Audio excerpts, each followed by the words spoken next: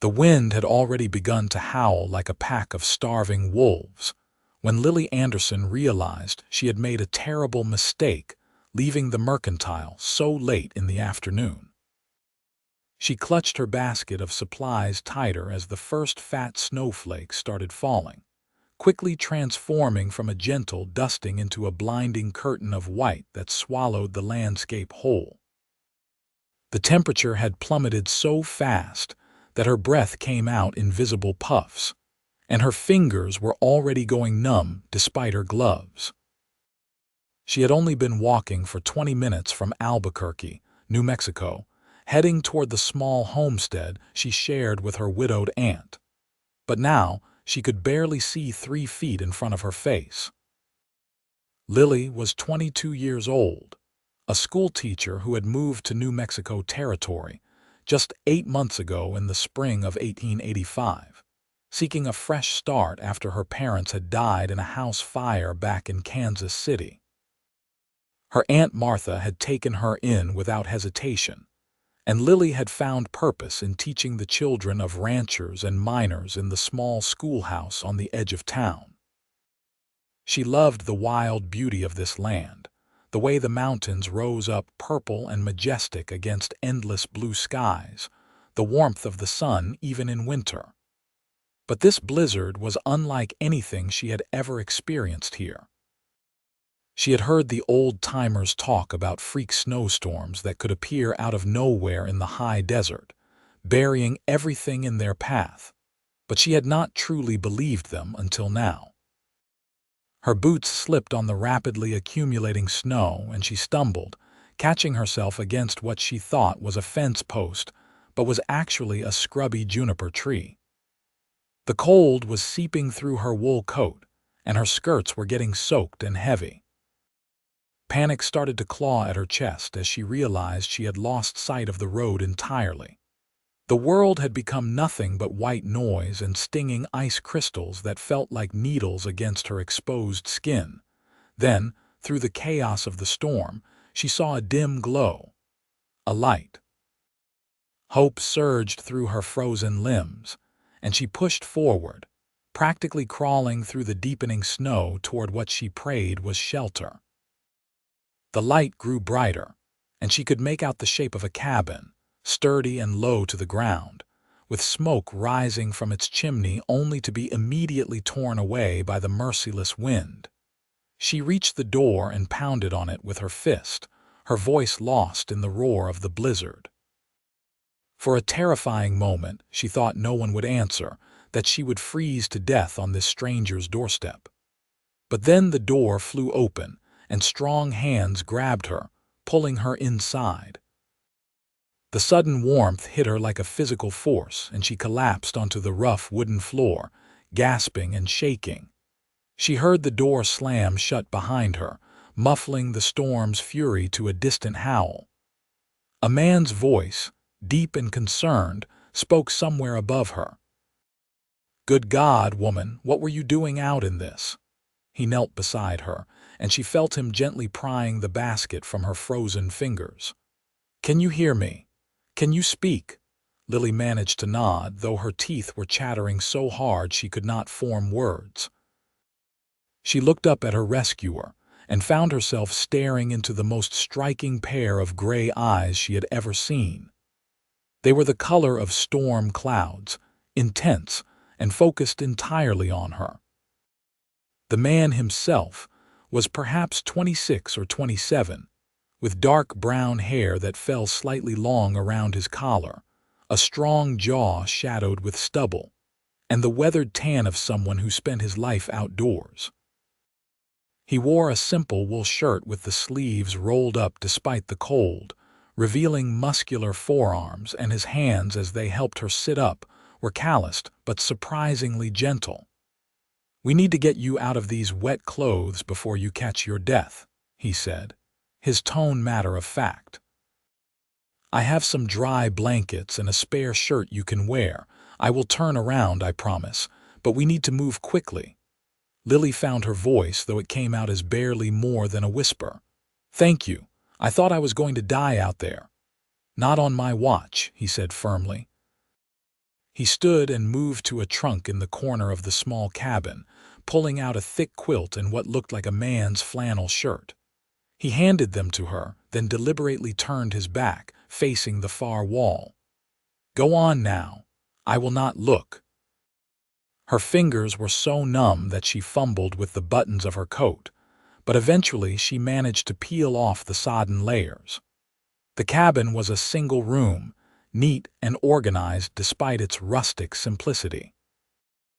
There was a pot-bellied stove radiating blessed heat in the corner, a bed against one wall, a small table with 2 chairs, shelves holding supplies and a few books, and various tools and tack hanging from pegs on the walls. Everything spoke of a solitary life, but one lived with care and purpose. She stripped down to her chemise and drawers, which were thankfully only damp rather than soaked through, and pulled on the flannel shirt. It was enormous on her, hanging nearly to her knees, and it smelled faintly of wood smoke and something else, something masculine and not unpleasant. She wrapped the quilt around herself like a cocoon. "I am decent," she said, and he turned back around. He studied her for a moment, seeming satisfied that she was no longer in immediate danger of freezing. "Sit by the stove. I will make some coffee. You need something hot inside you." Lily obeyed, sinking into the wooden chair closest to the heat source. As feeling began to return to her extremities, it brought with it sharp pins and needles that made her gasp. The man moved efficiently around the small space, filling a battered coffee pot with water from a bucket and grounds from a tin, then setting it on top of the stove. "My name is Lily Anderson," she offered, watching him work. "I teach at the school in Albuquerque. I was heading home to my aunt's place when the storm hit. I have never seen weather turn so quickly." He glanced at her, and something that might have been a smile tugged at the corner of his mouth. "Peter Nash. I run cattle on the land about 5 miles north of town. And yes, these high desert storms can be deceptive. One minute it is clear as a bell, the next you cannot see your hand in front of your face." He paused. "Your aunt is Martha Anderson, the one with the place on the Eastern Road. Yes, you know her." "Everyone knows everyone around here, Miss Anderson. It is that kind of place." He poured coffee into 2 tin cups once it had boiled, handing one to her. "She will be worried sick about you." Guilt stabbed through Lily. "I know, but there is nothing to be done about it now.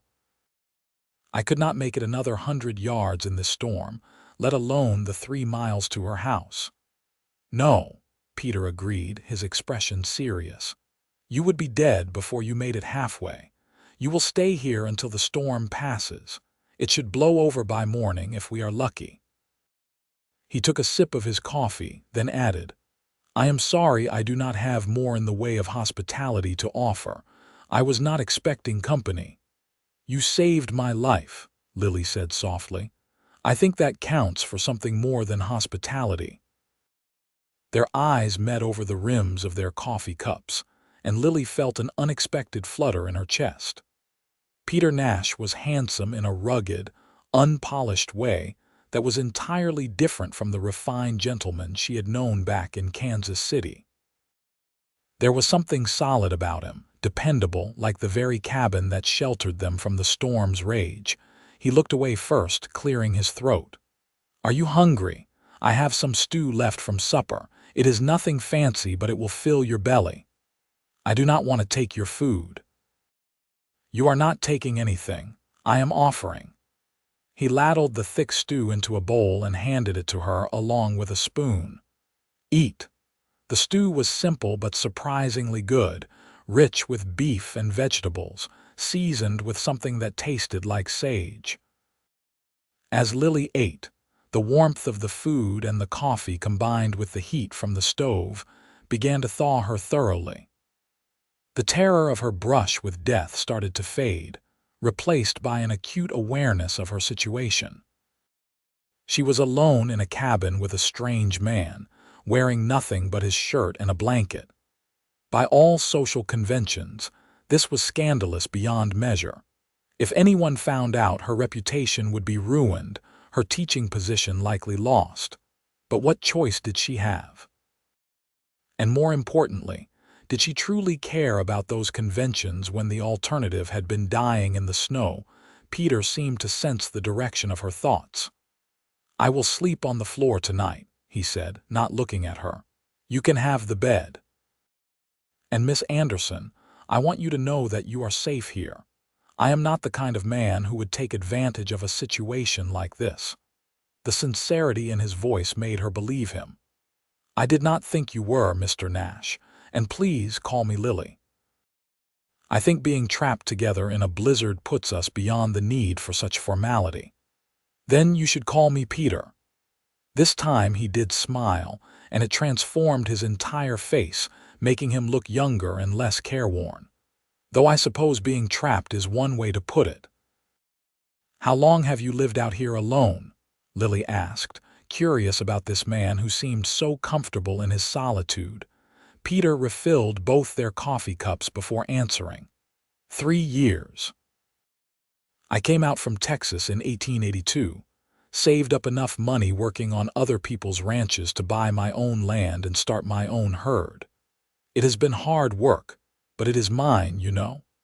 Every fence post, every head of cattle, every inch of this cabin I built with my own 2 hands. There was pride in his voice, but not arrogance. Lily found herself genuinely interested. "Do you ever get lonely?" He considered the question, staring into his coffee as if it held answers. "Sometimes, but I prefer honest loneliness to false company. I have known too many people who surrounded themselves with others, but were still alone in all the ways that mattered." He glanced at her. "What about you? What brought a schoolteacher from Kansas City to the New Mexico territory?" Lily wrapped the quilt tighter around herself. "My parents died last year. Fire. I was away visiting a friend when it happened, so I was spared. But everything else was lost, the house, all their possessions, all my memories. My Aunt Martha was the only family I had left, and she wrote saying there was a need for a teacher here. So I came." "I am sorry about your parents," Peter said quietly. "That is a hard thing to bear. Thank you. Some days are easier than others. Teaching helps. The children give me purpose." She smiled slightly. "Though I will admit the older boys can be quite the challenge. They think they are too grown to need schooling, especially when there is ranch work to be done." "I was one of those boys once," Peter admitted. "Could not see the use in learning about history or literature when there were horses to break and cattle to move. But my mother, God rest her soul, she made sure I learned to read and write properly. I am grateful for it now. On the long winter nights, books are often my only company." Lily glanced at the small shelf of books she had noticed earlier. Even from where she sat, she could make out titles. Cooper, Dickens, even some poetry. "You are well read for a cattleman. Never judge a book by its cover, Miss Lily," he said with a wink. "That works for people too." They talked as the storm raged outside, their conversation flowing easily from topic to topic. Lily learned that Peter had left Texas after his father had died, and his older brother had inherited the family ranch, leaving him with nothing. He had no bitterness about it, explaining that it was simply the way things worked. The eldest son got everything. So he had struck out on his own to build something that could not be taken away. He told her about the challenges of ranching in this harsh country, about the summer droughts and the bitter winters, about losing cattle to disease and predators, and simple bad luck. But he also spoke of the rewards, the satisfaction of seeing his herd grow, of watching a calf he had helped birth grow into a strong steer, of riding across land that belonged to him and answering to no one. In turn, Lily told him about her life before, about growing up in a comfortable middle-class home where her father had been a banker and her mother had been active in church and social clubs. She told him about the shock of losing everything, not just her parents but the entire life she had known. She described her first months in New Mexico, the culture shock of moving from a bustling city to a frontier town, the way she had fallen in love with the stark beauty of the desert landscape, despite its harshness. "I think we are not so different, you and I," Peter observed at one point. "Both of us came here looking for something we could not find anywhere else." "And have you found it?" Lily asked. He looked at her for a long moment before answering. "I am starting to think I might have." There was something in his gaze that made her heart skip, and she looked away, suddenly shy. The intimacy of their situation was beginning to affect her in ways she had not anticipated. Peter Nash was not just handsome and kind. He was genuinely interesting, a man of depth and character who lived by his own code. She found herself wondering what it would be like to stay here longer, to have more conversations like this, to know him better. The wind howled louder, rattling the shutters, and snow hissed against the windows. Peter stood and checked the stove, adding more wood from the pile beside it. "Storm is not letting up. Might be a long night." "I am sorry to be such a burden on you," Lily said. Peter turned to her with an expression of surprise. "A burden? Miss Lily, I have been living alone in this cabin for 3 years with nothing but my own thoughts and the occasional visit to town for company. Having someone to talk to, someone who actually has interesting things to say, is about the furthest thing from a burden I can imagine." He paused, then added with complete sincerity, "I am glad the storm brought you here. I know that sounds strange given that you nearly died, but I am glad it did." Lily felt warmth spread through her chest that had nothing to do with the stove. "I think I might be glad too, though I would have preferred a less terrifying method of arrival." They smiled at each other, and in that moment, something shifted between them. It was not anything dramatic or obvious, just a subtle change in the air, an acknowledgement of a connection that went beyond the circumstances that had brought them together. As the night deepened, Peter proved true to his word. He fashioned himself a bed on the floor using extra blankets and his saddle as a pillow, insisting that Lily take the actual bed. She protested, but he was immovable on the subject. "I have slept in far worse conditions than a warm cabin floor," he assured her. "You are still recovering from being half frozen. You need the bed." Lily finally relented, though guilt still nagged at her. She climbed into the narrow bed, finding it surprisingly comfortable with its thick feather mattress and heavy quilts. The sheets smelled of fresh air and soap, and she realized that despite his solitary bachelor existence, Peter Nash kept a clean and orderly home. "Good night, Lily." His voice came from the darkness near the stove. "Good night, Peter, and thank you again, for everything."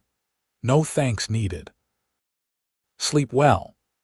But sleep did not come easily for Lily. She lay in the darkness, listening to the storm and the quiet sounds of Peter's breathing, acutely aware of his presence just a few feet away. Her mind kept returning to their conversation, to the way he had looked at her, to the strange and unexpected feelings that had awakened in her chest. She barely knew this man, yet she felt safer with him than she had felt in months. There was something about Peter Nash that called to something deep inside her, something she had not even known was there. She must have eventually drifted off, because when she opened her eyes again, pale gray light was filtering through the cracks in the shutters. The howling of the wind had stopped. The storm had passed. Peter was already awake, stoking the fire in the stove and setting a kettle on to boil. He looked over when he heard her stir and gave her a small smile. "Morning. Coffee will be ready soon." Lily sat up, pushing her tangled hair out of her face. "Is it over? The storm seems to be. We will need to dig our way out through the drifts, but the worst has passed." He paused.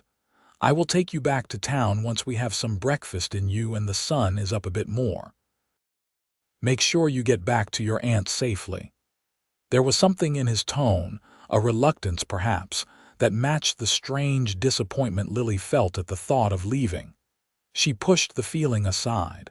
She had a life to get back to, responsibilities. Her aunt would be frantic with worry.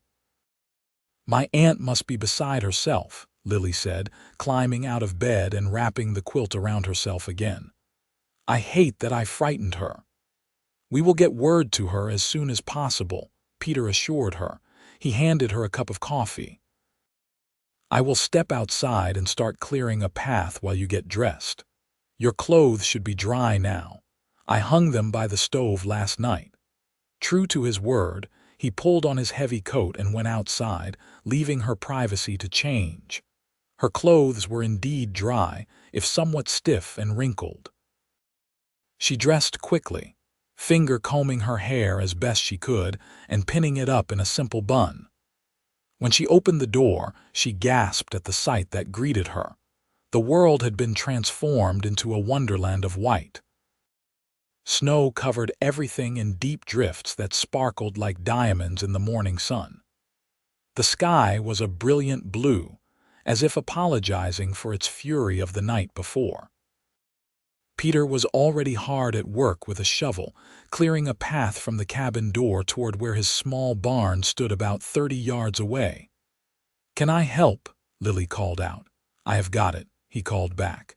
"You just stay warm." But Lily was not the sort to stand idle while someone else worked on her behalf. She found another shovel leaning against the cabin wall and joined him, scooping snow and tossing it aside. Peter looked like he wanted to protest, but something in her expression must have told him it would be futile. They worked in companionable silence, their breath forming clouds in the crisp air. By the time they reached the barn, Lily's muscles were aching, but it was a good ache, the kind that came from honest work. Peter let out a sturdy bay gelding and a smaller mare, both of whom nickered softly at their owner. "This is Duke," Peter said, patting the gelding's neck, "and this is Rosie. She has a gentler temperament. You can ride her back to town." "I can ride behind you," Lily offered. "I do not want to take your horse. Rosie needs the exercise, and it will be faster with 2 horses. Besides, the snow is deep. Even with the path I am clearing, it is going to be slow going." He began saddling both animals with practiced efficiency. "And if I know your aunt, she will probably want to feed me and make a fuss once she knows you are safe. It is the least I can do." They set out about an hour later, after a quick breakfast of fried cornmeal mush and the last of the previous night's coffee. The journey that should have taken 20 minutes on a clear day took nearly 2 hours, with the horses having to pick their way carefully through the deep snow. Peter led the way on Duke, breaking trail for Rosie to follow. Lily had not ridden much before moving to New Mexico, but she had learned quickly out of necessity, and she managed to keep her seat despite the difficult conditions. As they rode, Peter pointed out landmarks that were barely visible under the blanket of white. "That is the old Murphy place, abandoned now. And over there, that line of trees, that is where the creek runs. It will be frozen solid now, but come spring it runs fast and cold with snowmelt." "You really love this land, don't you?" Lily observed. "I do," he admitted. "It is hard and unforgiving, but it is honest. You know where you stand with it. There is no pretense, no false promises. You work hard, you treat it with respect, and it will sustain you." "That is a good philosophy for more than just land," Lily said quietly. He glanced back at her, and their eyes met. "Yes, I suppose it is."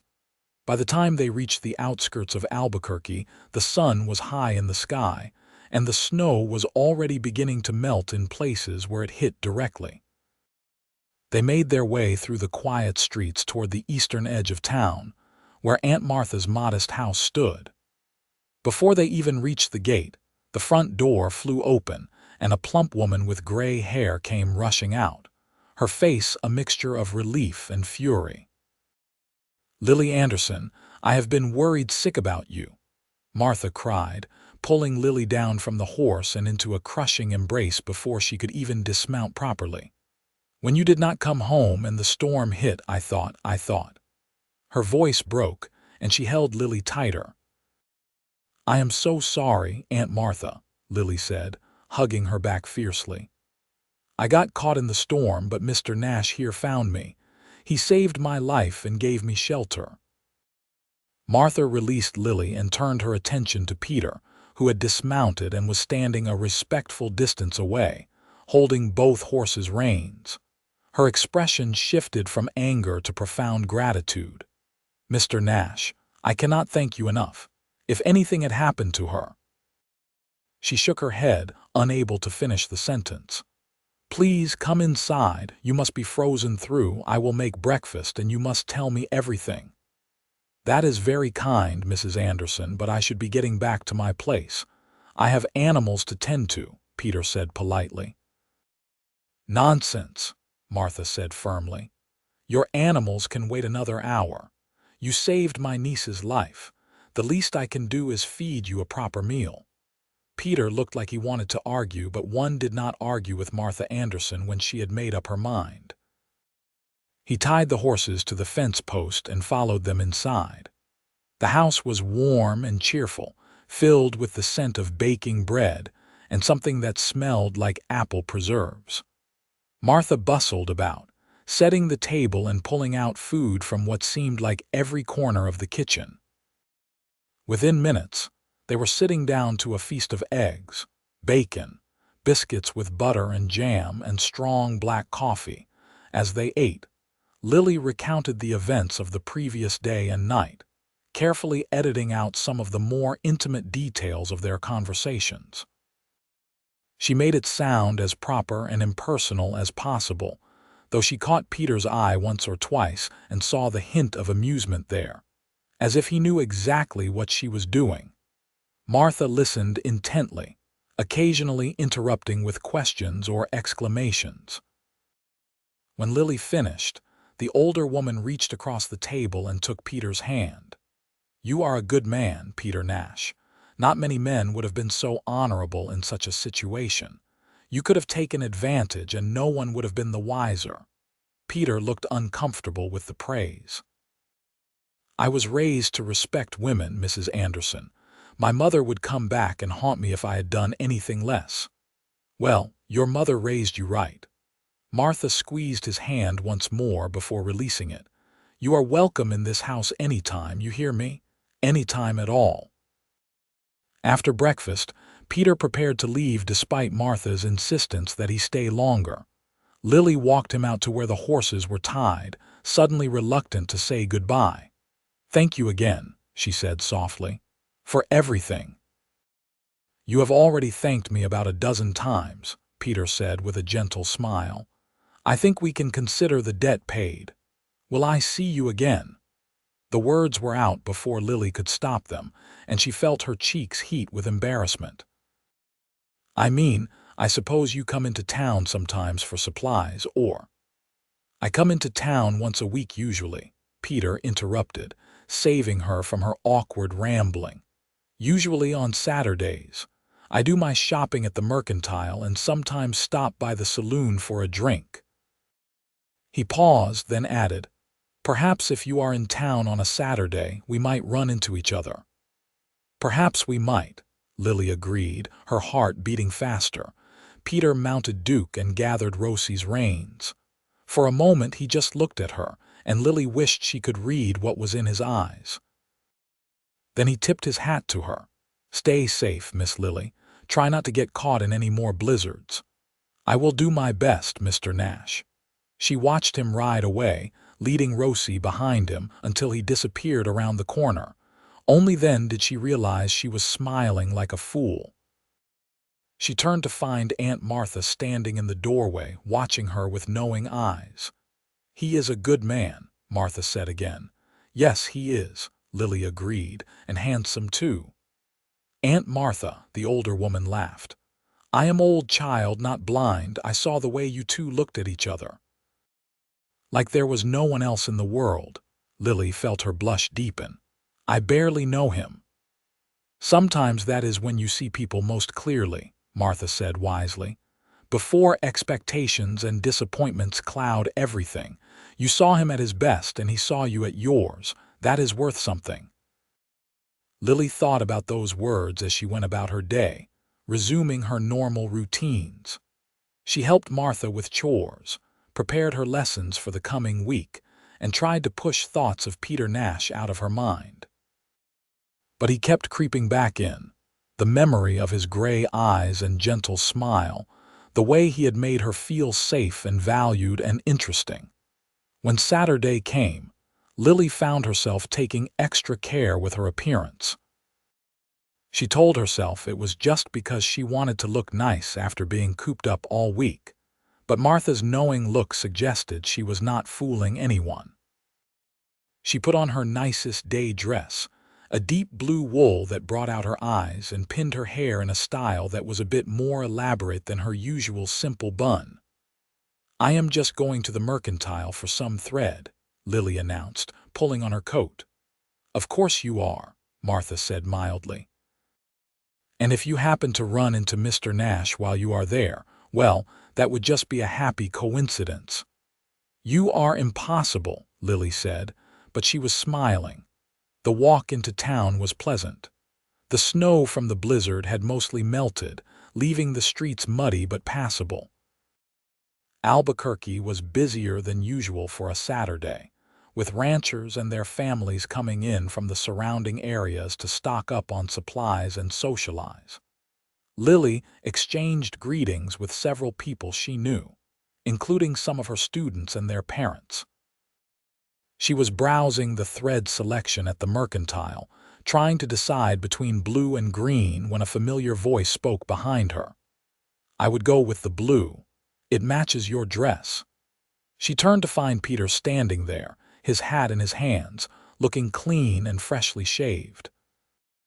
He wore a nicer shirt than the one he had been wearing when she last saw him, and his hair was neatly combed. Her heart did a little flip in her chest. "Mr. Nash, what a surprise," she said, hoping her voice sounded more casual than she felt. "Peter, remember?" he said with a smile. "And I am not sure it is that much of a surprise. I did mention I come to town on Saturdays." "So you did." She selected the blue thread and added it to her basket. "How have you been? Any more unexpected visitors during blizzards?" "None, sadly. It has been just me and the cattle all week." "Quite dull after the excitement of last week." He fell into step beside her as she moved to look at some fabric. "How about you? Your students keeping you busy, always, though I think they are all a bit restless. Spring cannot come fast enough for them." They wandered through the store together, their conversation easy and natural. Lily was aware of curious glances from other shoppers, and she knew that by tomorrow, half the town would be speculating about her and the Nash boy. But she found she did not care as much as she should have. When they stepped outside, Peter cleared his throat. "I was wondering if you might like to take a walk with me. There is a spot just outside town near the river that is particularly nice this time of day. If you have time, that is." "I would like that very much," Lily said. They walked together down the main street and out toward the river that ran along the eastern edge of Albuquerque.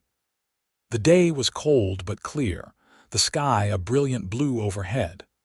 Peter offered his arm, and after a moment's hesitation, Lily took it.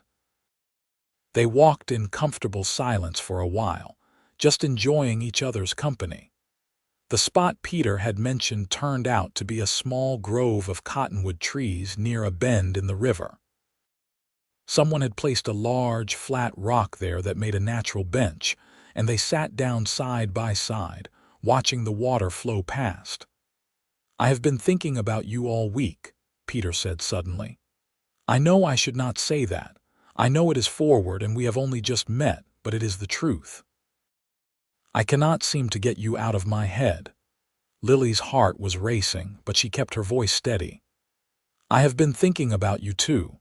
That night in the cabin, talking with you, it was the most comfortable I have felt since I came to New Mexico. Maybe even before that.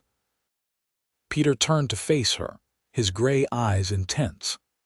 "I am not a wealthy man, Lily. I have a small ranch and some cattle and a cabin I built with my own hands. I do not have much to offer except hard work and honesty and a life that will never be easy. But I think I am falling for you, and I wanted you to know that before this goes any further. If you are looking for security and comfort and an easy life, I am not your man. But if you want someone who will stand by you through storms, both literal and figurative, someone who will value you and respect you and love you with everything he has, then I am here." Lily felt tears prick her eyes, but they were good tears. "Peter, I am not looking for wealth or status. I had comfort before, and when it burned away, I realized how little it actually mattered. What I want is exactly what you are describing. Someone real, someone I can build something with that is ours." "Then can I court you properly?" Peter asked. "Call on you, take you for walks, let everyone in this territory know that I am serious about you." "Yes," Lily said softly. "I would like that very much." Peter's face broke into a wide smile, and before Lily quite realized what was happening, he had leaned in and kissed her. It was gentle and sweet, his lips warm against hers despite the cold air. It was Lily's first real kiss, and it was everything she had imagined and more. When they pulled apart, she felt breathless and giddy. "Was that too forward?" Peter asked, looking suddenly worried.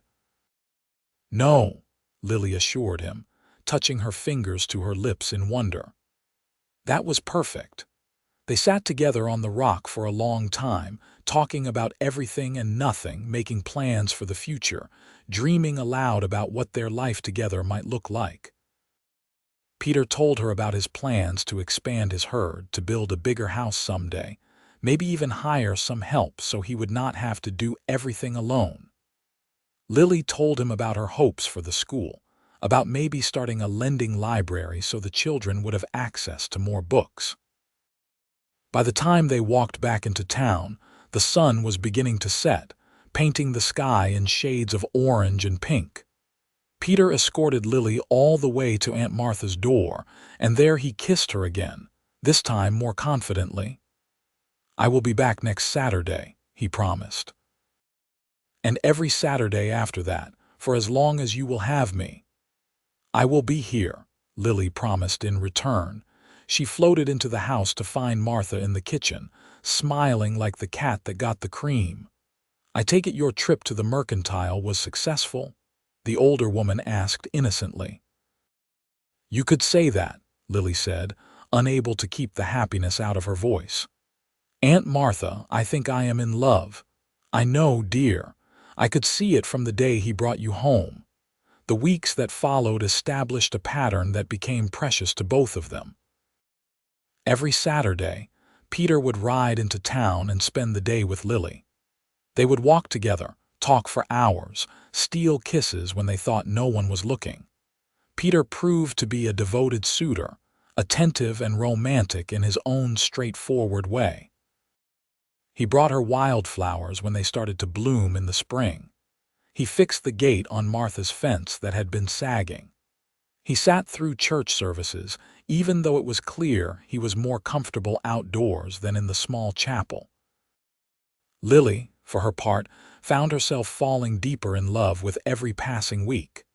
Peter was everything she had not known she wanted. Strong but gentle, serious but with a dry sense of humor, hardworking but never too busy to make time for her. He treated her as an equal partner, asking her opinion on things and actually listening to her answers. When she talked about her students or her dreams, he paid attention with genuine interest. 3 months after the blizzard, Peter invited Lily out to see his ranch. He picked her up early on a Saturday morning in a small wagon he had borrowed from a neighbor, and they drove out together through the spring countryside. The desert had transformed from its winter browns and grays into a riot of color, with wildflowers blooming everywhere and the air filled with the scent of sage and juniper. When they arrived at Peter's place, Lily felt a swell of emotion. This was where they had met, where her life had changed. The cabin looked smaller in the daylight than it had felt during the storm, but it was neat and well-maintained, surrounded by corrals and outbuildings. Cattle dotted the landscape, grazing on the new green grass. "What do you think?" Peter asked, watching her face anxiously. "It is beautiful," Lily said honestly. "It is home." Peter's expression softened. "I was hoping you would say that." He took her hand and led her around the property, showing her everything. He introduced her to his favorite horse, a temperamental mare named Bella who actually let Lily pet her nose. He showed her the vegetable garden he had started, which was more weeds than vegetables but showed promise. He pointed out where he wanted to build a bigger house someday, up on a slight rise with a view of the mountains. They sat together on the porch of the cabin as the sun set, and Peter pulled a small box from his pocket. Lily's heart started to pound. "Lily Anderson, I know we have only known each other for 3 months," Peter began. "But I also know that you are the woman I want to spend the rest of my life with. I love you. I love your intelligence, your kindness, your strength, the way you laugh, the way you see the world. I want to wake up next to you every morning and go to sleep beside you every night. I want to build a life with you, raise children with you, grow old with you." He opened the box to reveal a simple gold band. "Will you marry me?" Tears were streaming down Lily's face, but she was smiling so wide her cheeks hurt. "Yes, yes, of course I will marry you." Peter slipped the ring onto her finger, and then he was kissing her, and she was kissing him back, and everything felt perfect and right and exactly as it should be. They were married 6 weeks later in a small ceremony at the Albuquerque chapel. Aunt Martha cried happy tears throughout the entire service. Peter wore a new suit that was clearly uncomfortable for him, but he endured it with good grace because Lily had asked him to. Lily wore her mother's wedding dress, which Martha had saved and brought with her to New Mexico. It had needed some alterations, but it fit well enough, and Lily felt her parents' presence as she walked down the short aisle to where Peter waited. The preacher kept the ceremony short, sensing that Peter was more interested in getting to the part where he kissed his bride than in lengthy sermons. When he finally pronounced them man and wife, Peter kissed Lily with such enthusiasm that several people in the small congregation laughed. There was a simple reception at Martha's house, with cake and punch and well wishes from neighbors and friends. Lily's students had made them a card decorated with pressed flowers. Several of Peter's fellow ranchers clapped him on the back and made jokes about him finally settling down. Through it all, Peter and Lily could barely take their eyes off each other.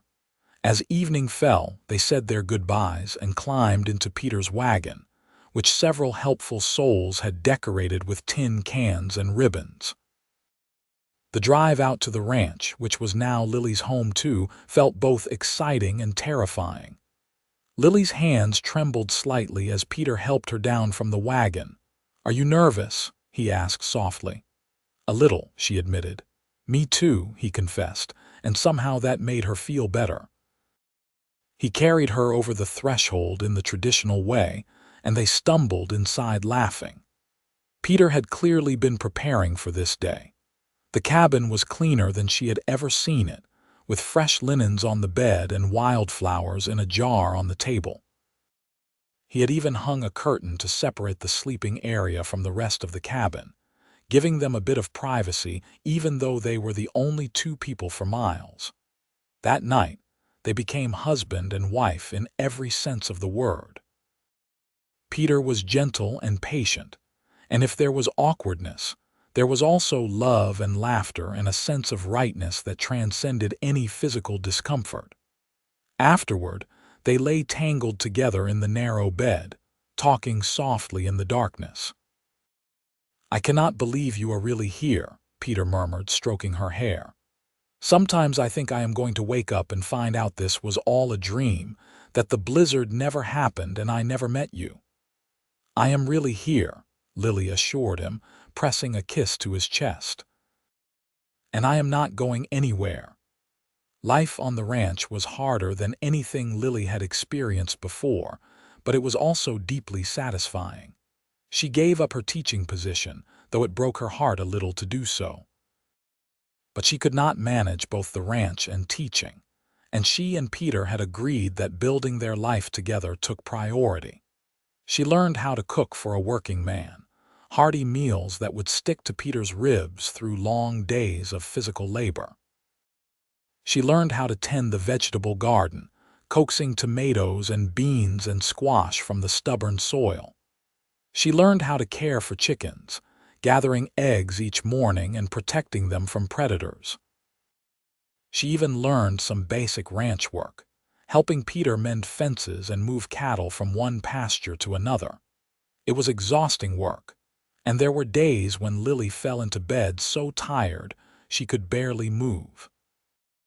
But there was satisfaction in it too, in seeing the direct results of her labor, in building something tangible with her own hands alongside her husband. And every night, no matter how tired they were, Peter would pull her close and tell her he loved her, and that made everything worthwhile. Their first winter together was harsh, with several snowstorms that rivaled the one that had brought them together. But now they faced the storms together, safe and warm in their cabin, secure in their love. They would sit by the stove on those long winter nights, reading aloud to each other from Peter's small collection of books, or just talking about their plans for when spring came. "I want to build you a real house," Peter said one evening. "Something bigger, with separate rooms and glass windows and a real floor instead of just packed dirt." "I love this cabin," Lily protested. "It is where we began." "I know, but you deserve better. You gave up so much to be here with me. The least I can do is give you a proper home." "Peter Nash, you listen to me," Lily said firmly, taking his face in her hands. "I did not give up anything. I chose you, I chose this life, and I would choose it again every single day. This cabin is perfect because you are in it. A fancy house would not change that." He kissed her then, deeply and thoroughly. "How did I get so lucky?" he murmured against her lips. "The blizzard," she reminded him with a smile. "Best storm of my life." "Mine too," he agreed. Spring brought new life to the ranch. Several of the cows gave birth to healthy calves, and Peter was like a proud father showing them off to Lily. The garden flourished under Lily's care, producing more vegetables than they could eat themselves. She learned how to can and preserve, putting up jars of tomatoes and pickles and jam for the winter ahead. In early summer, Lily realized she had missed her monthly courses. At first, she thought it was just stress or the hard physical labor, but when she missed a second month and began feeling nauseous in the mornings, she knew. She was pregnant. She waited until she was sure before telling Peter. One evening after supper, as they sat together on the porch watching the sunset, she took his hand and placed it on her still flat stomach. "There is something I need to tell you," she said softly. "We are going to have a baby." Peter stared at her, his expression cycling through shock, disbelief, and finally pure joy. "A baby? We are having a baby." "Yes," Lily confirmed, laughing at his reaction. "Sometime in February, I think." Peter let out a whoop of joy that probably carried all the way to town. And then he was kissing her and laughing and saying, "We are having a baby," over and over like he could not quite believe it. The pregnancy was not easy. The summer heat made Lily feel even more nauseous, and by the time fall arrived, she was so large she could barely move. But Peter was endlessly patient and helpful, taking over most of her chores and fussing over her like a mother hen. Martha came to stay with them as Lily's time drew near, and her presence was a comfort. The baby came on a cold February night, almost exactly a year after the blizzard that had brought them together. The labor was long and difficult, and there were moments when Lily thought she might not survive it. But Martha had experience as a midwife, and Peter held Lily's hand through it all, never leaving her side even when Martha suggested he might want to wait outside. Finally, after what felt like an eternity, a baby's cry filled the cabin. Martha cleaned and wrapped the infant, then placed the tiny bundle in Lily's arms. "A boy," Martha announced with a tired smile. "A healthy baby boy." Lily looked down at her son, at his tiny scrunched-up face and shock of dark hair, and felt her heart expand in a way she had not known was possible. Peter leaned over them both, his eyes shining with tears. "He is perfect," Peter whispered. "You are perfect. Thank you, Lily. Thank you for him, for all of this." They named him James Peter Nash, after Peter's father and Peter himself. Little James was a good baby, healthy and strong, with his father's gray eyes and his mother's stubborn chin. Peter was completely smitten from the first moment, and Lily often found him just standing by the cradle, watching their son sleep with an expression of wonder on his face. As James grew from a baby into a toddler, the ranch continued to prosper. Peter had been right about his instincts. With hard work and good management, the herd grew steadily. He was able to hire a part-time hand to help with the heavy work, which took some of the burden off both of them. And true to his word, he began building a new house. It took 2 years, working mostly in the slower winter months, but eventually a proper 2-story house stood on the rise where Peter had dreamed of building it. It had 4 bedrooms, a real kitchen, a parlor with a stone fireplace, and glass windows that let in the light. The day they moved in, Peter carried Lily over the threshold just as he had the cabin, though this time she was pregnant again and considerably heavier. "Welcome home, Mrs. Nash," he said with a grin. Their second child, a daughter they named Rose Martha Nash after Peter's mother and Lily's aunt, was born in the new house in the spring of 1889. She was the image of Lily, with blonde curls and blue eyes and a sunny disposition that charmed everyone she met. James, now 3 years old, was fascinated by his baby sister and wanted to help with everything. Life settled into a comfortable rhythm. The ranch continued to grow and prosper. James started school when he turned 6, walking the 3 miles to town each day with Lily's old lunch pail. Rose turned out to have inherited her mother's love of books and could often be found curled up in the parlor with whatever volume she could get her hands on. In 1892, Lily gave birth to their 3rd child, another boy they named Thomas. He was the wildest of the 3, always getting into mischief and giving his parents gray hairs with his antics. But he had Peter's work ethic and was surprisingly good with the animals, able to gentle even the most skittish horse. Aunt Martha had moved into town as she grew older, taking a small house near the church. But she was a frequent visitor to the ranch, especially for Sunday dinners and holidays. She delighted in her great nieces and nephews, as more children blessed the Nash household over the years. Through it all, through the hard times and the good, through droughts and storms and the general challenges of ranching life, Peter and Lily's love never wavered. If anything, it grew stronger, tempered by the trials they faced together and enriched by the family they had built. On their 10th wedding anniversary, Peter took Lily back to the cabin where they had met. It stood empty now, used only for storage, but it was still solid and sound. They stood inside, remembering that night a decade earlier when a blizzard had changed both their lives. "You ever regret it?" Peter asked. "Giving up teaching, living this hard life instead of an easier one you might have had in town?" Lily turned to him, taking his weathered hands in hers. "Not for one single moment. This is where I belong, Peter, with you, with our children on this land we have built together. That blizzard was the best thing that ever happened to me." "Me too," Peter said softly. I told you that first night that I was glad the storm brought you to me, and I have meant it every day since." They kissed there in the old cabin, just as they had on so many cold nights years before, and Lily marveled at how lucky she had been. She had lost everything once, but in losing it, she had found something far more valuable. She had found home, not in a place but in a person, and that made all the difference.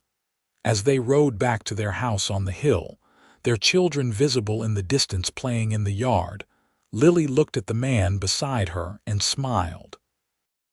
Life was not always easy, and there would be more challenges ahead, but they would face them together.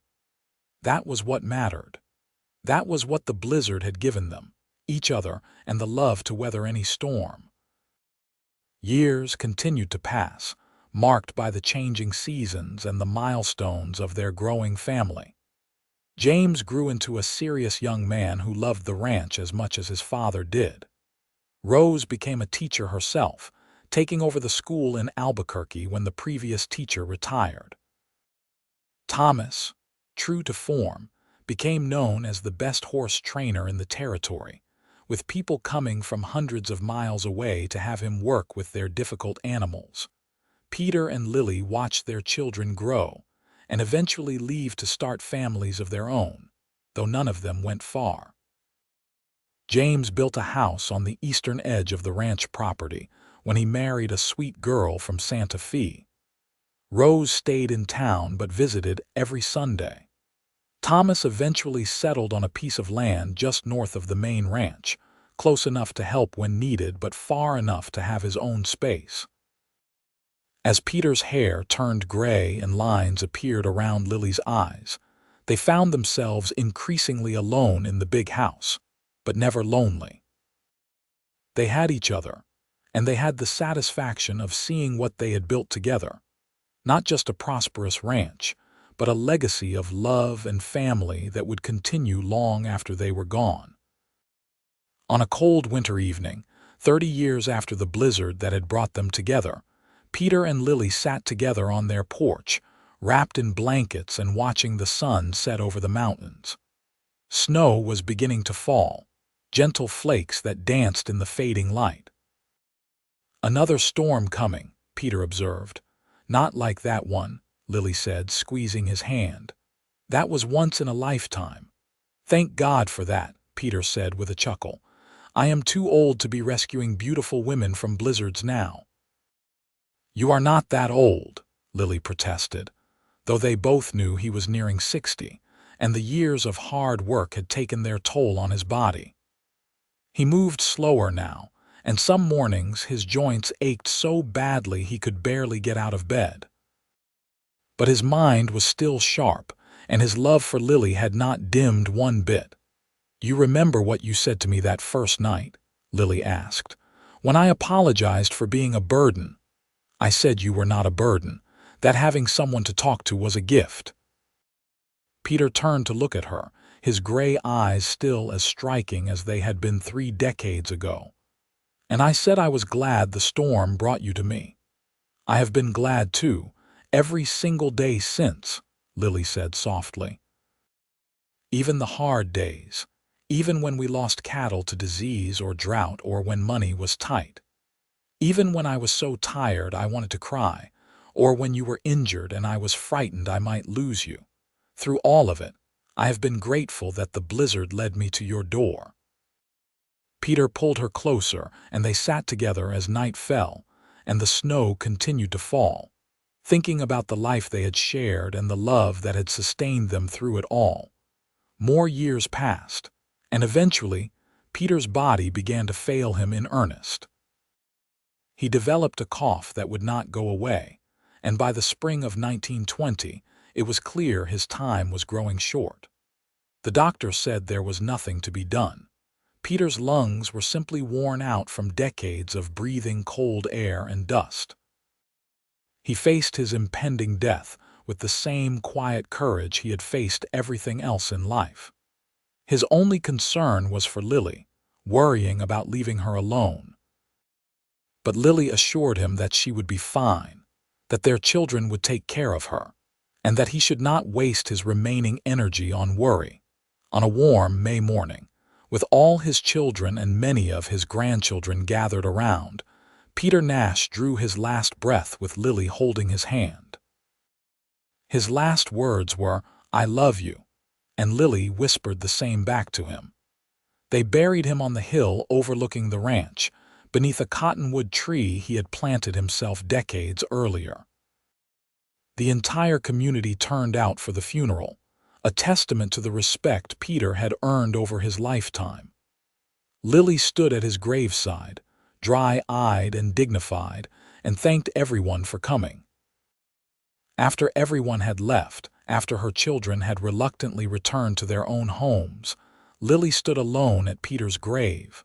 The wind whispered through the cottonwood leaves, and she could almost hear his voice in it. "You gave me a good life, Peter Nash," she said aloud.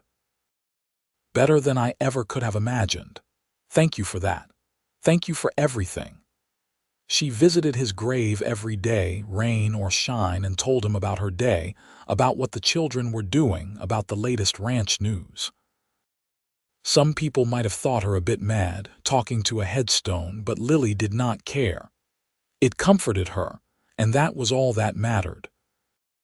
Lily lived for another 8 years after Peter's death, spending her time with her children and grandchildren, tending her garden, and reading the books she had never had time for when she was younger. She remained sharp and active until near the end, a testament to the strength she had developed during all those years of ranch life. When she finally passed away peacefully in her sleep in the summer of 1928, she was laid to rest next to Peter, under the same cottonwood tree. Their children marked the grave with a simple stone that read, "Peter and Lily Nash, together in this life and the next, brought together by a blizzard, bound by love." And if sometimes, on winter nights when the snow fell heavy and the wind howled, travelers passing by the old Nash Ranch reported seeing lights in the windows of the long-abandoned original cabin, or hearing the sound of laughter carried on the storm, well, perhaps that was just their imagination. Or perhaps it was the echo of a love so strong that not even death could diminish it. A reminder that sometimes the worst storms bring the greatest blessings, and that true love, once found, never truly ends. The Nash Ranch continued to thrive under the management of James, and then his sons after him, a lasting testament to what Peter and Lily had built together. The story of how they met became family legend, told and retold to each new generation. Children who grew up hearing about their great-great-grandparents and the blizzard that brought them together learned that love can be found in the most unexpected places, and that sometimes getting lost is the only way to find where you truly belong. And in the family Bible, carefully preserved and passed down through the years, there was an entry in Lily's own handwriting, made on her 50th wedding anniversary. "On this day, I give thanks for the blizzard that forced me into Peter Nash's cabin, and for the cowboy who confessed he was glad it did. Everything good in my life began on that cold winter night. May our descendants know the same depth of love we have been blessed to share." That Bible still sits on a shelf in the ranch house on the hill, a reminder of where it all began, and proof that the greatest love stories often start in the most unlikely ways. The Nash family continues to grow and prosper, each generation adding their own chapters to the story, but none quite as remarkable as that of Peter and Lily, the cowboy and the school teacher who found forever in the middle of a blizzard.